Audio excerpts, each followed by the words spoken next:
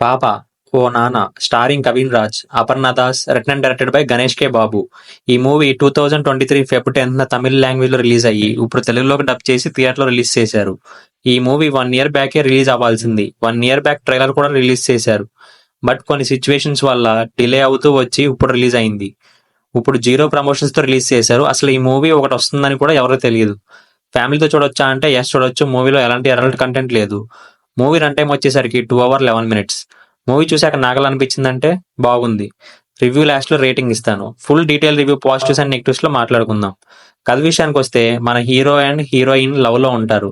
ఒక రోజు కాలేజ్ లో ఉన్నప్పుడు హీరోయిన్ ప్రెగ్నెంట్ అని తెలుస్తుంది. హీరో అబార్ట్ చేసుకోమని అడిగితే హీరోయిన్ దానికి అగ్రీ చేయదు. ఇంకా ఇంట్లో వాళ్ళని వదిలేసి ఇద్దరు వేరేగా ఉంటారు. బేబీ పుట్టిన తర్వాత ఒక పెద్ద హార్ట్ బ్రేకింగ్ సీన్ వస్తుంది. అసలు బేబీ పుట్టాక ఏం జరిగింది, హార్ట్ బ్రేకింగ్ అయ్యే అంత సిచ్యువేషన్ ఏంటి అనేది రిమైనింగ్ స్టోరీ. కొన్ని మూవీస్ ఎన్ని ఇయర్స్ తర్వాత చూసినా ఆ మ్యాజిక్ పోదు. ఈ మూవీ రిలీజ్ అయిన 2 years అయినా కానీ ఆ మ్యాజిక్ మాత్రం అలాగే ఉంది. మన రివ్యూస్ ని అందరూ చూస్తున్నారు కానీ మన ఛానల్ ఎవరు సబ్స్క్రైబ్ చేసుకోవడం లేదు. మా ఎఫర్ట్ కి మీరు ఇచ్చే సపోర్ట్ అంటే సబ్స్క్రైబ్ చేసుకోవడమే. Please do subscribe our channel for more genuine reviews. మూవీలో పాజిటివ్స్ వచ్చేసరికి కవిన్ అండ్ అపర్ణ గారి యాక్టింగ్ మాత్రం చాలా బాగుంది. జీవించేశారు మూవీలో.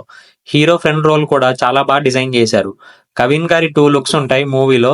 2 looks లో ఆయన చాలా బాగున్నారు చూడడానికి. అండ్ లుక్స్ తో పాటు ఆయన క్యారెక్టర్ కూడా చేంజ్ అయ్యేలా ట్రాన్సిషన్ బాగుంటది. మూవీ స్టోరీ చాలా బాగుంటది అండ్ చాలా సీన్స్ లో మనల్ని ఏడిపించేస్తుంది. మూవీలో బిగ్గెస్ట్ పాజిటివ్ అంటే రైటింగ్ అండ్ డైరెక్షన్.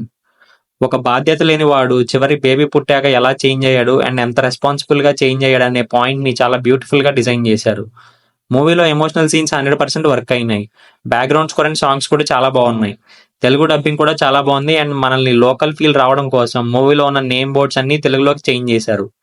మూవీలో నెగిటివ్స్ వచ్చేసరికి మూవీలో పెద్ద నెగిటివ్స్ ఏం లేవు. హీరోయిన్ క్యారెక్టరైజేషన్ కొంచెం మనం యాక్సెప్ట్ చేయలేం. ఫస్ట్ హాఫ్ మూవీ బాగానే ఎంగేజింగ్ గానే వెళ్ళింది. సెకండ్ హాఫ్ లో కొన్ని సీన్స్ మనల్ని అంత ఎంగేజ్ చేయవు. ఈ మూవీ హాయ్ నాన్న మూవీ తర్వాత చూసిన వాళ్ళకి అంత ఫ్రెష్ ఫీల్ రాకపోవచ్చు. కొన్ని సిమిలారిటీస్ ఉంటాయి హాయ్ నాన్న అండ్ పాప మూవీకి.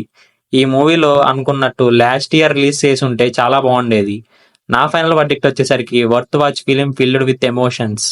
ఈ మూవీకి నేను ఇచ్చే రేటింగ్ 3.5/5. ఈ movie worth watch films list లోకి యాడ్ చేస్తున్నాను.